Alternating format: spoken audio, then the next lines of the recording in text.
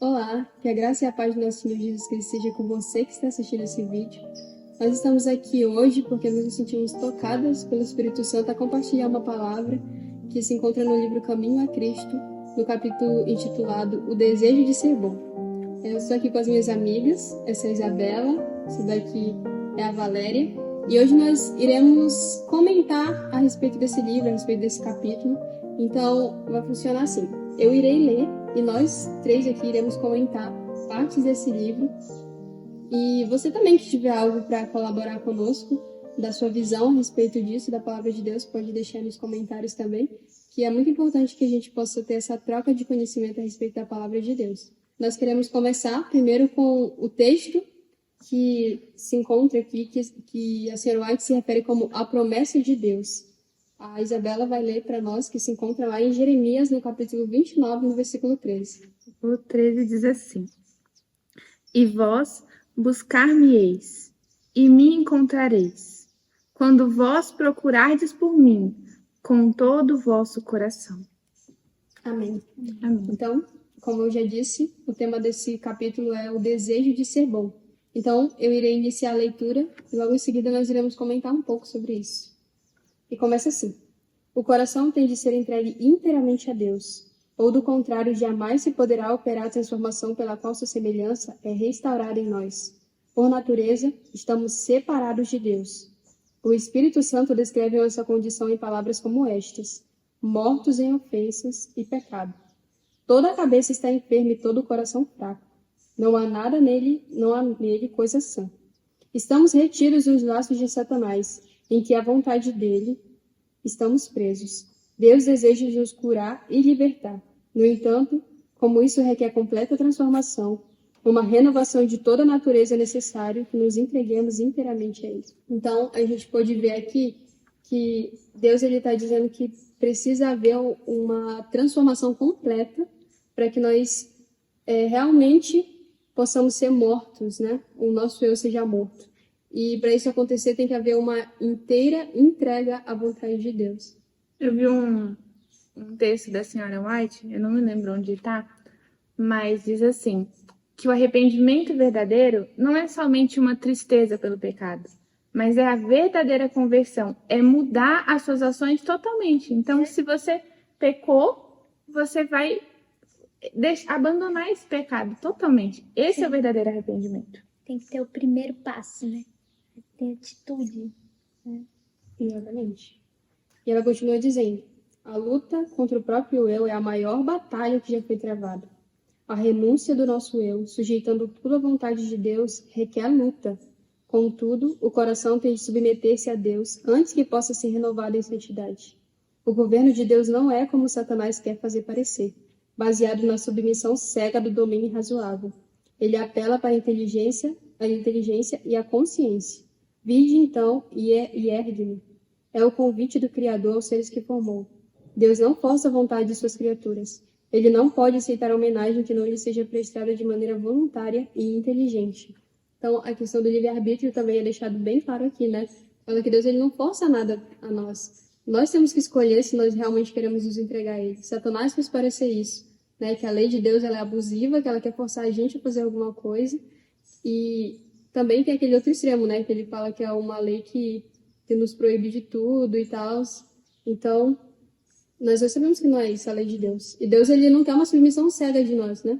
Fala aqui que ele não quer que a gente siga ele só por seguir. Ele quer que a gente inteligentemente entenda isso, que nós temos que segui-lo, né? Sim. E essa questão de Deus não ser um Deus que força nada foi muito presente na minha vida e no meu testemunho. Deus, ele mostra ponto por ponto.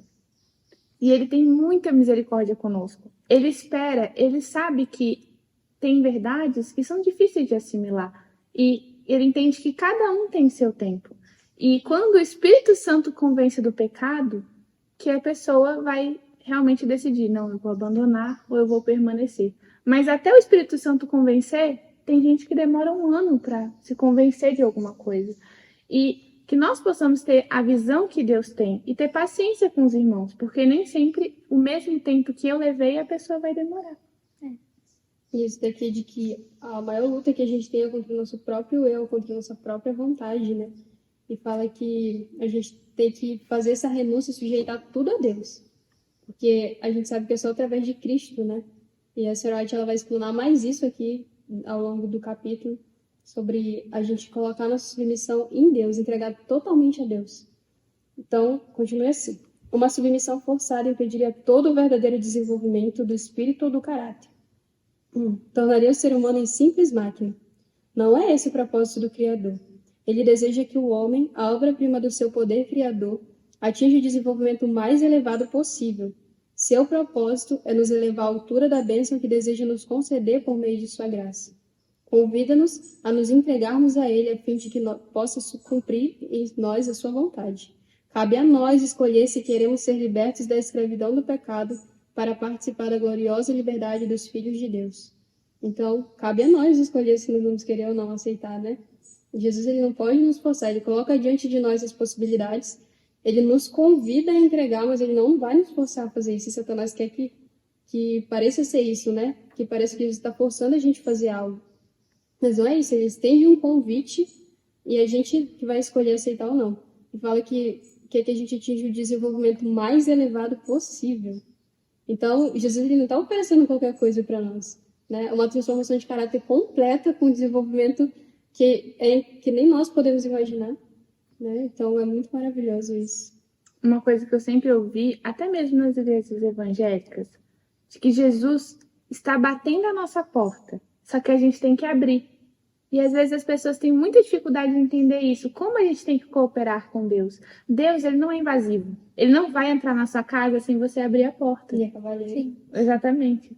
Então, a gente precisa abrir a porta. A gente precisa estar aberto para ouvir a voz do Espírito Santo e tem que cooperar com ele também, né? Deus não força a gente a fazer nada. A gente tem o nosso livre-arbítrio, ele vai nos dar força e poder para concluir as coisas.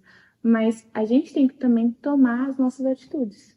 E essa questão da escolha também é algo maravilhoso, né? Porque a gente tem essa oportunidade de escolher ainda, né?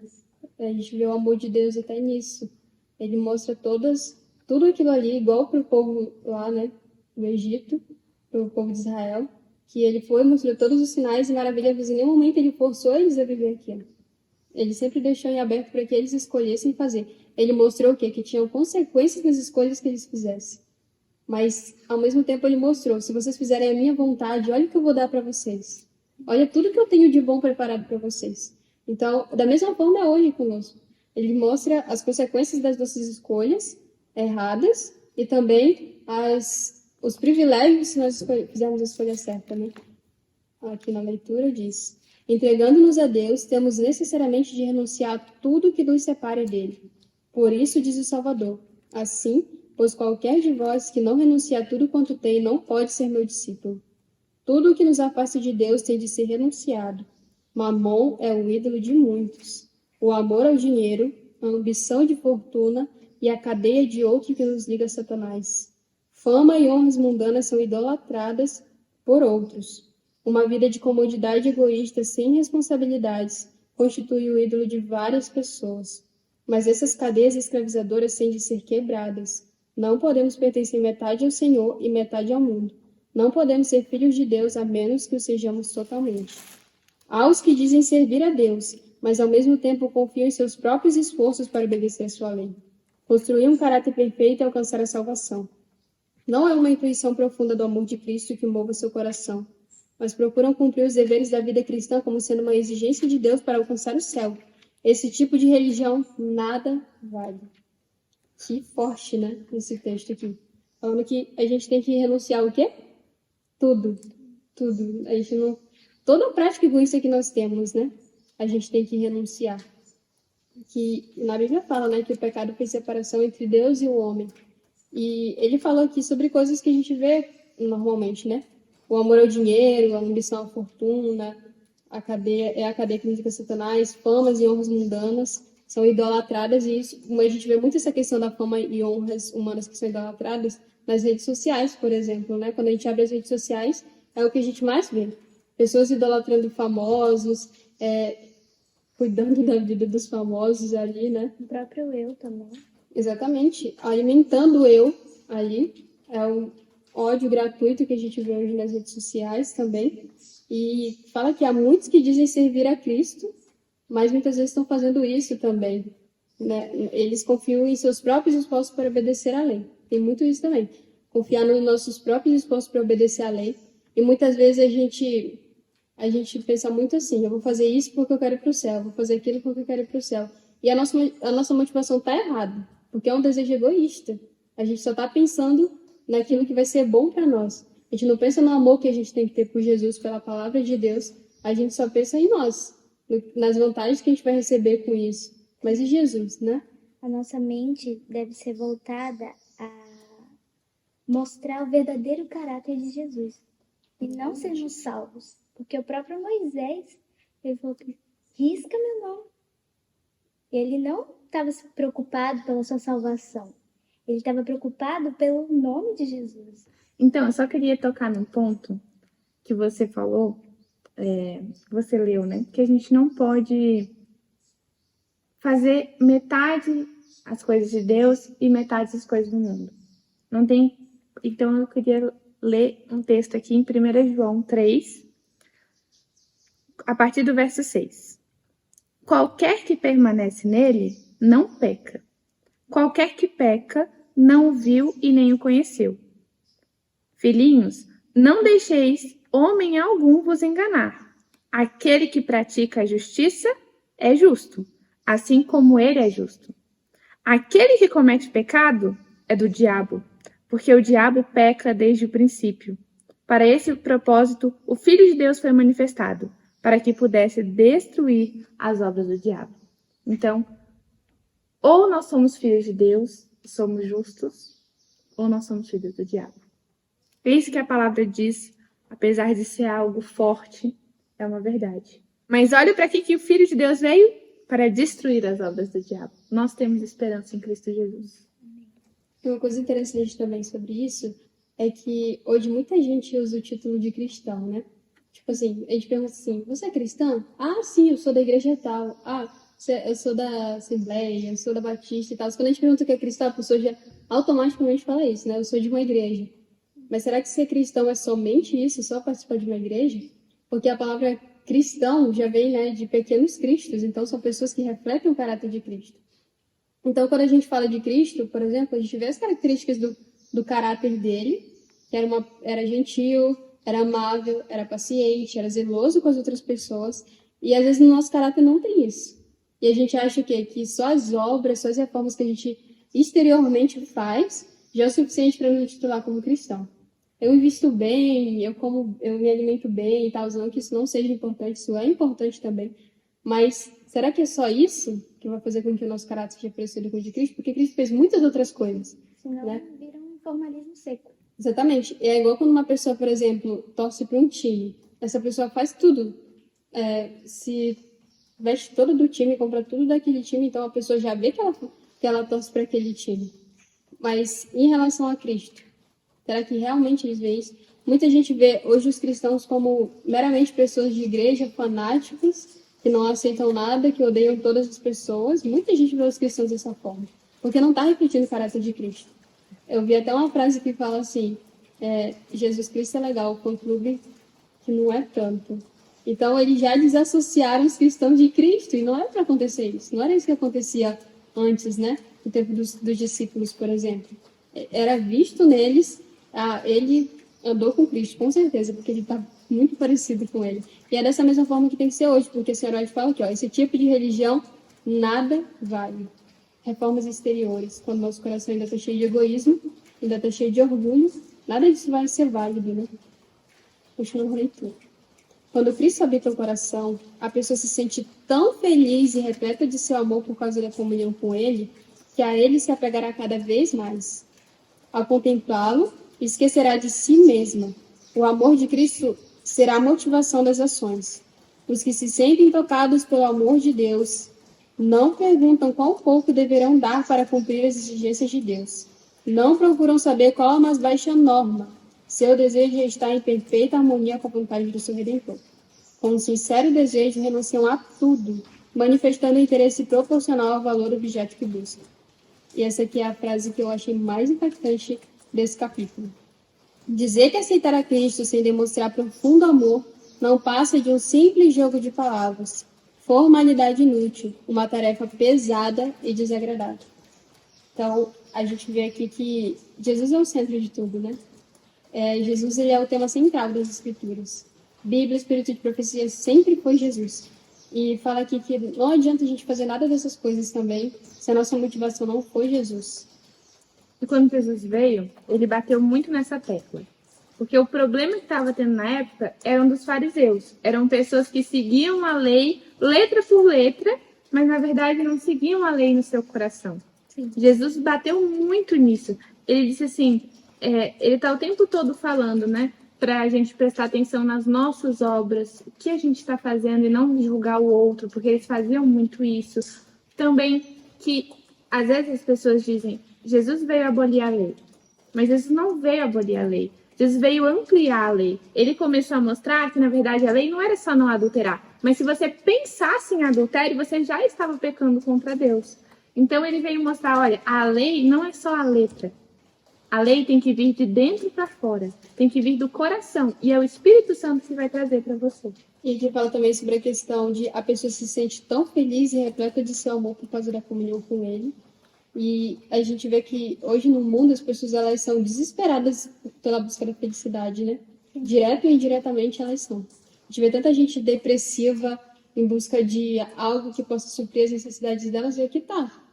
Jesus é a verdadeira felicidade, é a fonte de toda a felicidade. E fala que quanto mais a gente se chegar a ele, mais a gente vai querer estar perto de Jesus. Amém. Porque ele que vai preencher aquele vazio que tem dentro do nosso coração.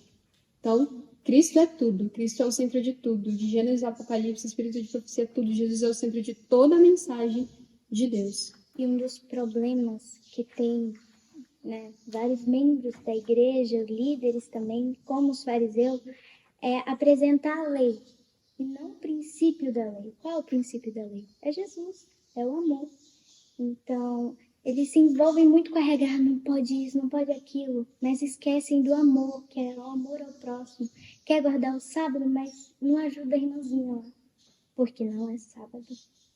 Né? Então, a gente tem que se envolver mais em Cristo Jesus mesmo, porque Cristo é o centro de tudo, como a Jamile falou. Cristo é o centro de tudo. Você julga ser um sacrifício muito grande entregar tudo a Cristo? Então pergunte a si mesmo. O que entregou Cristo por mim?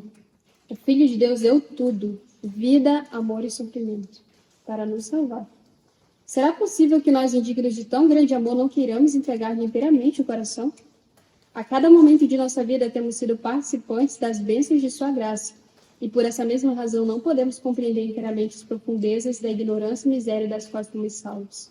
Podemos, acaso, olhar para aquele que foi transpassado por nossos pecados e ainda assim estar dispostos a menosprezar todo o seu amor e sacrifício? Em vista da infinita humilhação do Senhor da Glória, iremos ainda reclamar por não poder entrar na vida senão à custa de conflitos e humilhação própria?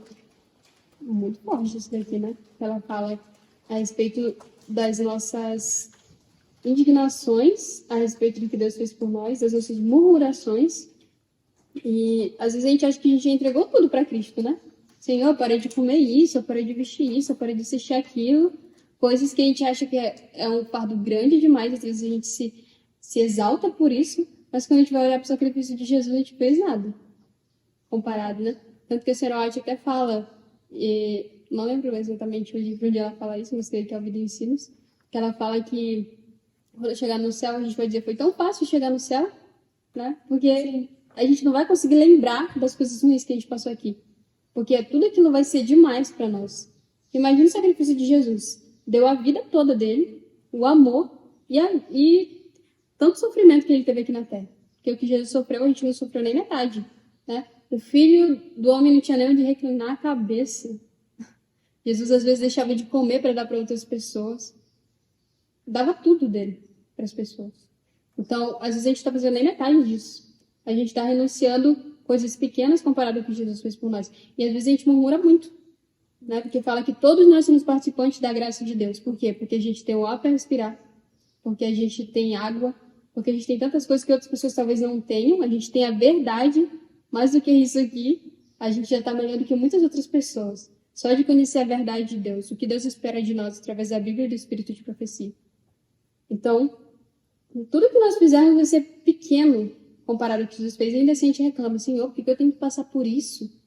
Por que a gente às vezes fica indignado até quando alguém fala uma palavra ruim pra gente, a gente fica ali reclamando, a gente fica triste, fica sofrendo. Imagine Jesus, que era constantemente atacado, queria o tempo todo matar Jesus, né? Todos aqueles que quiserem viver piamente padecerão perseguição, a palavra de Deus diz isso. Então, a gente não está nem sendo perseguido diretamente. Então, Somos muito sensíveis. exatamente. E a nossa reputação, ela vai ser pior ainda diante das pessoas. As pessoas vão inventar muitas coisas piores de nós. E se agora a gente se entristece por coisas pequenas, imagine quando a gente tiver uma aprovação maior, né? Então, é algo a ser pensado. E o sofrimento de Cristo tem que estar o tempo todo nas nossas meditações. A gente tem que estar o tempo todo meditando no sacrifício de Jesus. Porque às vezes a gente esquece disso. Esquece do que Jesus fez. Às vezes a nossa mensagem, o tema da nossa mensagem é muito reforma, a gente tem que fazer isso, aquilo e tal. Só que é importante as reformas, eu não estou dizendo que não é importante as reformas, mas a gente tira Jesus do centro da reforma. A gente nunca fala o que realmente é importante aquela reforma, né? É importante a reforma de saúde, por exemplo, para que a gente esteja uma mente mais limpa, para compreender a vontade de Deus. Mas isso quase não é colocado diante das pessoas, né? Só é que você precisa mudar, porque senão você não vai para o céu e tal. E mais uma vez nós dois batendo na porta. Pensando primeiramente naquilo que vai ser benéfico para nós. Mas em Jesus. Se não tem Jesus na reforma, é um formalismo certo. Você está fazendo isso só por Egoísmo. fazer uma regra. Não tem um princípio, que é o amor de Jesus Cristo. Ellen White disse que a gente deveria meditar pelo menos 1 hora por dia nos momentos finais da morte de Cristo. O sofrimento que ele passou. E aí, quando a gente tira isso de vista, quando a gente deixa de meditar no sofrimento de Cristo, tudo perde sentido. Porque a Bíblia inteira foi para isso. Foi para que Cristo viesse, foi a preparação para que a gente pudesse receber, ou então uma sombra do que era Cristo, o plano da redenção, né? Então a gente deveria estar com o plano da redenção o tempo todo na nossa mente, para que a gente pudesse entender, a gente tenha em mente todos os dias que Cristo morreu por nossos pecados. E que, se a gente peca, a gente está crucificando a Cristo de novo. E é por isso que o Sr. White fala que às vezes parece uma tarefa pesada e desagradável, porque a gente não coloca Jesus no centro das nossas motivações. E por isso vai ser um peso tão grande para nós que a gente não vai conseguir, a gente vai achar que não consegue carregar aquilo porque Jesus não é o centro do centro das nossas motivações. Mas o que a Bíblia fala? Que com Jesus o fardo é leve. E Cristo em vós a esperança da glória. E continuando, ela diz: muito coração orgulhoso pergunta: por que devo me arrepender e me humilhar antes de ter certeza da minha aceitação por parte de Deus? Desejo falar um pouco de Cristo para você. Ele era inocente e, mais do que isso, era o príncipe do céu, mas por amor do ser humano se fez pecado em seu lugar. Foi contado com os transgressores, mas ele levou sobre si o pecado de muitos e intercedeu pelos transgressores. Entretanto, o que estamos renunciando, mesmo que renunciamos a tudo, apenas renunciamos a um coração poluído pelo pecado, entregando-o para que Jesus o purifique, levando-o em seu próprio sangue e o salve por seu inefável amor. E os homens ainda acham difícil renunciar a tudo. Envergonho-me de ouvir falar nisso e de escrevê-lo. Então, Jesus renunciou a tanta coisa, né? Como a gente falou aqui, renunciou o céu. Jesus era o príncipe do céu, ele deixou o céu, veio na terra, foi humilhado, morto. E olha que Jesus teve que renunciar ao céu. E nós hoje temos que renunciar simplesmente um coração poluído de pecado. É só isso que Jesus está desejando que nós renunciemos. Um coração ruim, orgulhoso, cheio de pecado, e nós ainda achamos demais ter que renunciar a isso. Por isso que o Sr. White fala que ela se envergonhou de escrever isso. Imagine, que a gente acha que é um fardo pesado demais renunciar. Jesus fala: parem de comer isso porque isso faz mal para a saúde de vocês. Ai, Senhor, mas eu gosto tanto disso. Por que não é um egoísmo da nossa parte fazer isso com Jesus, né? Que até que a parte que eu já ia explicar sobre isso, que já é do segundo tópico, que ela fala: Deus não exige que renunciemos a coisa alguma que nos traga proveito. Então, quando Jesus pede que a gente renuncie a algo, aquilo não vai ser bom para nossa vida. E é por isso que ele está dizendo. A gente às vezes quer se colocar no lugar de Deus, né? Até isso é um erro da nossa parte. A gente quer se colocar no lugar de Deus. Deus, eu sei o que é bom para mim, o Senhor não sabe. Isso é bom para mim. E a senhora fala, né, que Deus não pede nada que nos vá trazer proveito para que a gente venha renunciar. Assim, quando eu me converti, porque eu me convenci da Bíblia pelas veracidades históricas e científicas que ela contém, né? Então, a verdade foi colocada na minha frente e eu me senti pressionada a decidir. Você vai aceitar isso ou não? Né? É a verdade. E aí eu falei assim, olha, eu já sei que isso é verdade. Se eu viver uma coisa que não é a verdade na minha vida, então eu vou ser hipócrita. Eu vou conhecer o que é e vou viver uma falsidade. Não faz sentido isso para mim. Mas eu sabia que se eu tivesse que aceitar, se eu aceitasse, isso ia ser... Eu ia ter que abandonar muitas coisas. E aí eu comecei a chorar, porque eu ia ter que abandonar as coisas que eu gostava de fazer. Eu já sabia que eu ia ter que deixar algumas coisas na minha vida passada. E eu me senti muito triste.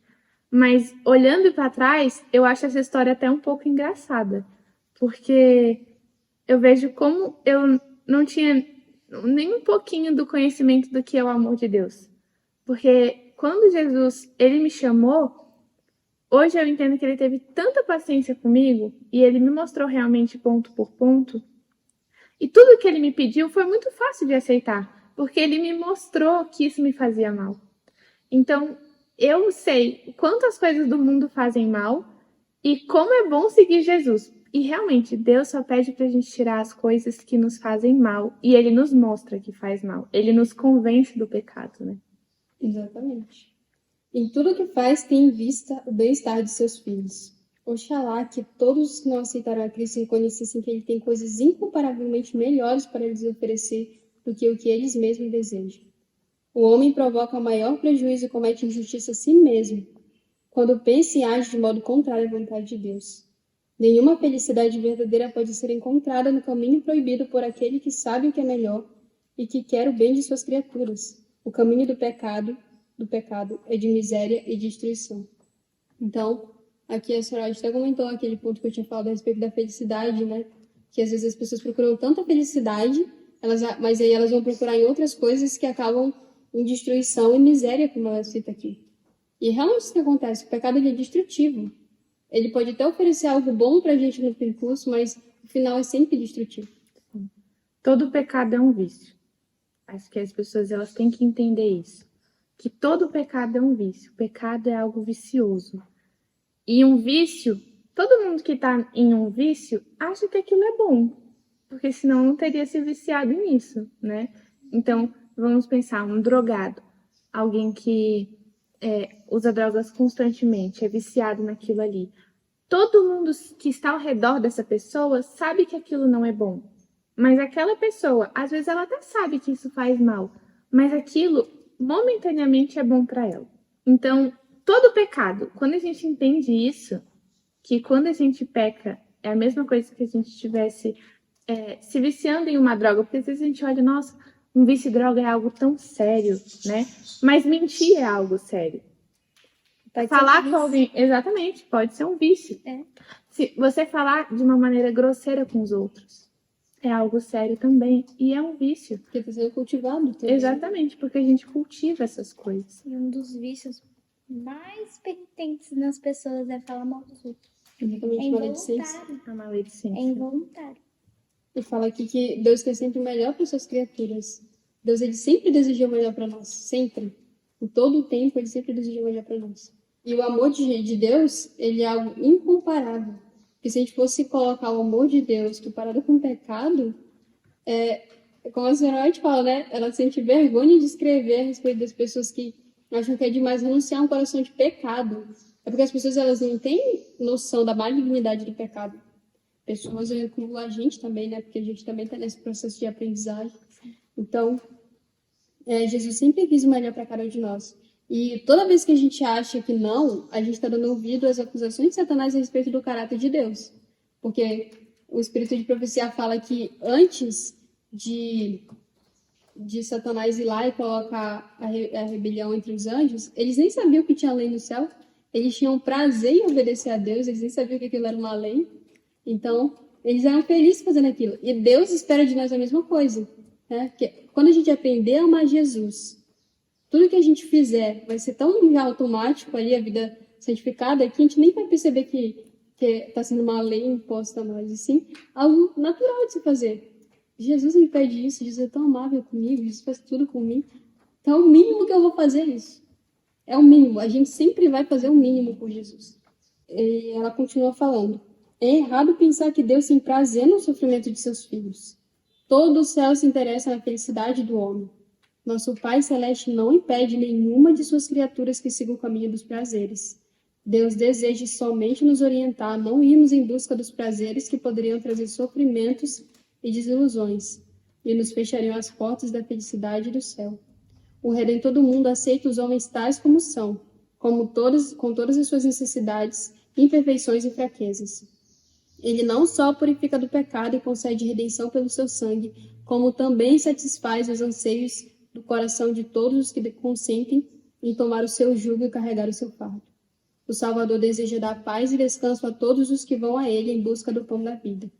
Quer que cumpramos apenas os deveres que nos guiarão às alturas da bem-aventurança, as quais os desobedientes jamais atingirão. A verdadeira felicidade é ter Cristo no coração.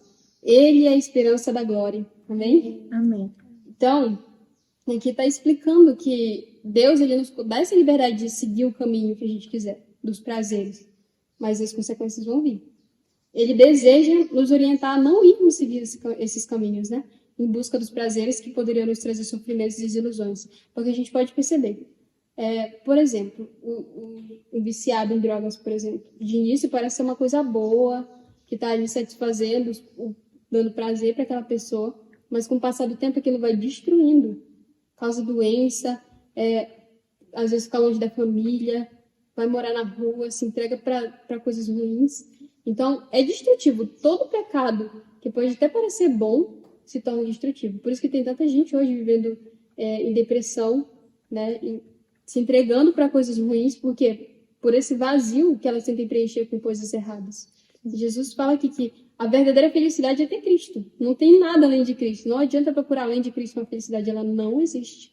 No início, ela diz que é um erro a gente achar que Deus não quer a nossa felicidade. Que ele tem prazer no sofrimento e que ele não quer a nossa felicidade.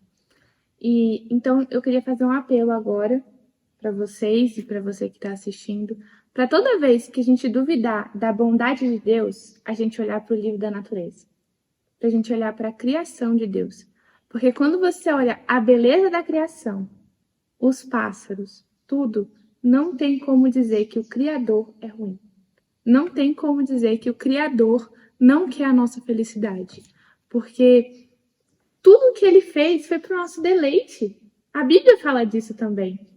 Eu acho que todo mundo já teve a experiência de ir para um rio, para uma cachoeira, ou ir para uma praia, um lugar mais afastado assim, né? Quando você está ali nesse local, você vê aquelas águas, você escuta o som dos pássaros, você vê o céu, e você se sente tão em paz. Deus, ele fez a criação para que a gente se sinta assim. E ele também fez tudo para que a gente possa nos nutrir, né? Ter o nosso alimento. Tudo ele fez pensando na nossa felicidade. Deus é muito bom. Maravilhoso. E nós falamos tanto aqui das consequências de estar afastado de Jesus, do que nós devemos fazer, né? Mas muitas pessoas também me perguntam, e qual a solução? Como que eu começo a fazer isso? E aqui, agora nós iremos falar sobre isso, como que a gente pode alcançar isso, de que forma a gente pode chegar mais a Jesus e alcançar toda essa felicidade que Cristo nos oferece, né? E então, a senhora White fala que muitos perguntaram a ela, como devo fazer a entrega do próprio eu a Deus?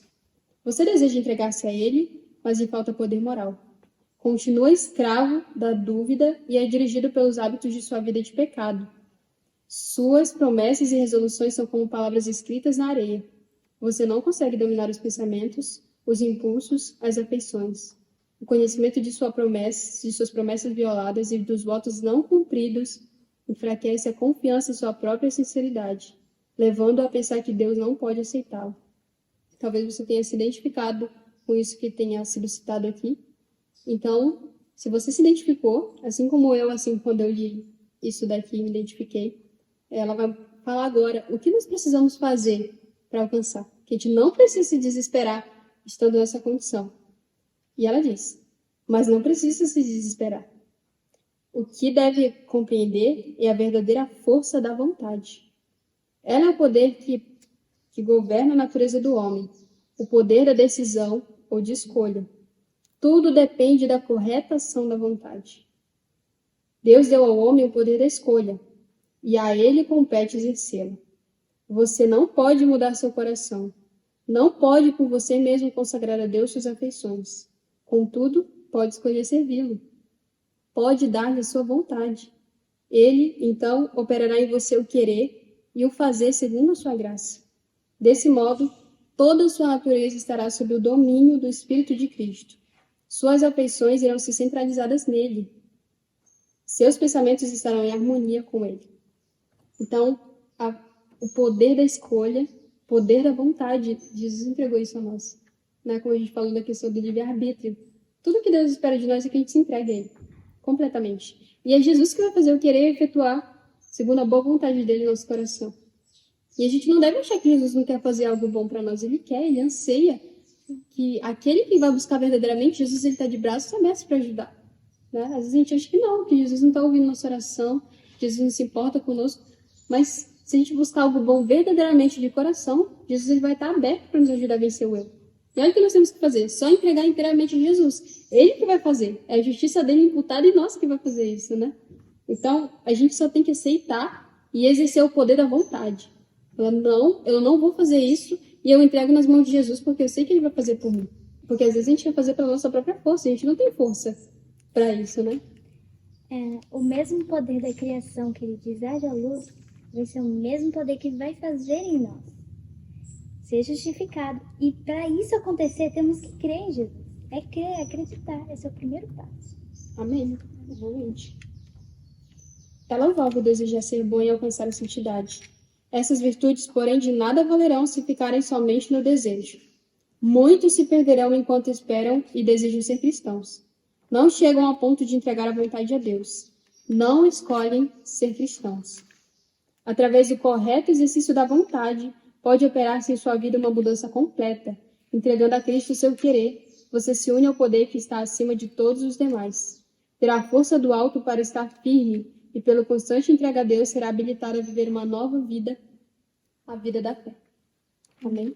Então, se nós nos entregarmos a Cristo, porque fala que é louvável desejar ser bom e alcançar a santidade, só que, como ela falou também, de nada vai valer se ficar só no desejo, se a gente não exercer a vontade, se a gente não entregar a Cristo no nosso coração, se a gente não deixar nas mãos de Deus para que Ele faça isso, né? Porque Cristo em nós é a esperança da glória, mas se a gente ficar só nesse desejo, eu quero ser bom e tal, mas não exerce o poder da vontade, não vai adiantar. E também a gente não tem justiça própria para fazer nada, né? Porque tudo que a gente tenta fazer pelas nossas próprias forças não passa de egoísmo e de pecado. Ela também fala isso no próximo capítulo desse livro. Então, nós temos que deixar que Jesus faça a vontade dele na nossa vida. Eu queria ler aqui sobre o capítulo 15 de João, que fala sobre a videira. Vamos ler aqui rapidinho. Eu sou a videira verdadeira, a partir do verso 1 aqui. E o meu pai é o lavrador. Todo ramo em mim que não dá fruto, ele tira. Todo ramo que carrega fruto, ele limpa, para que possa trazer mais fruto. Agora, vós estáis limpos pela palavra que eu vos disse. Permanecei em mim, e eu em vós. Como o ramo não pode dar fruto por si mesmo, a não ser que permaneça na videira, assim também vós não podeis, a não ser que permaneçais em mim. Eu sou a videira, vós sois os ramos. Quem permanece em mim e eu nele, esse dá muito fruto, porque sem mim nada podeis fazer. Então, olha, Jesus deixou tão claro para nós, tão claro, isso aqui está muito claro. Ele diz, a gente precisa estar enxertado nele. A justiça é imputada em nós, né? Então, a única coisa que nós precisamos fazer é manter uma comunhão com Deus, com Cristo. Refletir o caráter de Cristo nada mais é do que conhecer a Cristo. Estar em oração, ler a palavra de Deus, porque assim a gente vai poder dar fruto. É só permanecer nele. É só isso que a gente precisa fazer. Exatamente. Então, eu espero que esse vídeo possa ser uma bênção para a sua vida, que através dessas poucas palavras que nós falamos aqui, você possa buscar por você mesmo também conhecer mais a vontade de Deus, que você possa adquirir também esse livro, O Caminho a Cristo, que é um livro maravilhoso. Eu digo que é uma carta de Deus diretamente a nós. Talvez você que esteja buscando isso também, lendo esse livro, vai dizer: só faltou Jesus colocar meu nome nesse livro, porque é um livro muito direto. Então, que você também possa buscar e treinar o senso da presença de Deus. Eu aprendi com a irmã Carol Fumiglieri, do Ministério Lembra-te, que ela fala que nós devemos procurar aquilo que nós mais fazemos durante o dia. Se é mexer o celular, se nós costumamos fazer mais isso durante o dia, ou qualquer coisa. Treinar o senso da presença de Deus. Toda vez que você for mexer o celular, por exemplo, você lembrar: Jesus está aqui comigo. E se você for treinando isso, a sua mente vai se habituar a entender que Jesus está o tempo todo do seu lado. Assim como Enoque fazia, né? Enoque constantemente sentia a presença de Deus ao lado dele. E nós temos que viver assim também. Deus nos dá essa oportunidade. Então, que Deus possa abençoar a sua vida. Muito obrigada por ter assistido o vídeo até o final. E que a cada dia mais você possa crescer em sabedoria e graça diante de Deus. E ore por nós também, para que nós possamos igualmente entender que Cristo em nós é a esperança da glória. Amém.